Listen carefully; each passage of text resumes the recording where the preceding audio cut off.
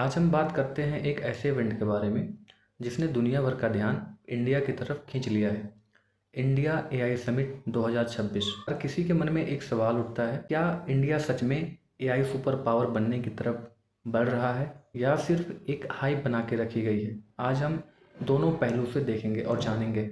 देखिए, negative points के बारे में आप लोगों ने सोशल मीडिया पे सुन ही लिया होगा, इसलिए आज हम सबसे पहले बात करने वाले हैं कुछ पॉजिटिव पॉइंट्स के बारे में, क्योंकि इस समिट ने काफ़ी बड़े पॉजिटिव सिग्नल्स दिए हैं। पॉइंट नंबर एक, इंडिया सिर्फ एआई यूज करना ही नहीं, एआई मॉडल्स बनाना भी स्टार्ट कर दिया है।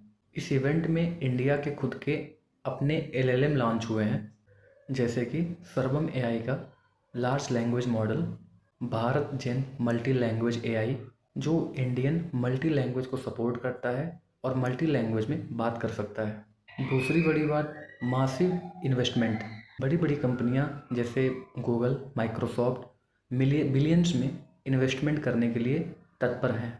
ये इंडिया में अपने खुद के डाटा सेंटर्स, क्लाउड इंफ्रा और एआई इकोसिस्टम ओपन करने की बात की है। शॉर्ट में बात करें तो अपॉर्चुनिटीज, इन्वेस्टमेंट और ग्लोबल पोजिशनिंग तीनों स्ट्रांग दिख रहे हैं। लेकिन हर स्टोरी की एक दूसरी साइड भी होती है और ऐसे ही यहाँ भी कुछ कंसर्न सामने आए हैं। सबसे ज़्यादा कंट्रोवर्सी वाली चीज़ थी गलगोटिया यूनिवर्सिटी, जहाँ पे एक चाइनीज रोबोडॉग को इंडियन इनोवेशन बता के रिप्रेजेंट किया जा रहा था। बात सही है, इससे इंडिया के क्रेडिबिलिटी पे सवाल उठ गए, स्पेशली ग्लोबल स्टेज पे, जहाँ पे चाइना के ऑफिशियल्स ने भी कंसर्न जताया।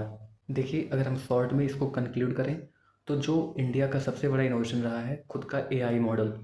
होता क्या है कि हम बेसिकली डिपेंडेंट होते हैं दूसरे कंट्री के एआई मॉडल्स पे, जहाँ पे हमारे डेटा और बहुत सारी चीज़ें उनके पास जाते हैं, जो चीज़ें बाद में प्रॉब्लम क्रिएट कर सकती हैं। कुछ चीज़ों का हमें ध्यान रखना होगा, दूसरों पे डिपेंडेंसी कम करनी होगी और खुद के प्रोग्रेस पे ध्यान देना होगा।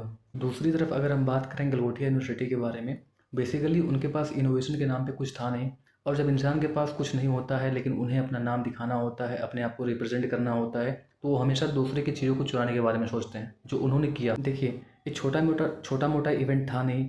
ऐसा था नहीं कि अगर वो कोई दूसरे की चीज़ों को लेके आ रहे हैं तो छिपने वाली हैं। पूरे वर्ल्ड की निगाह इस समिट पे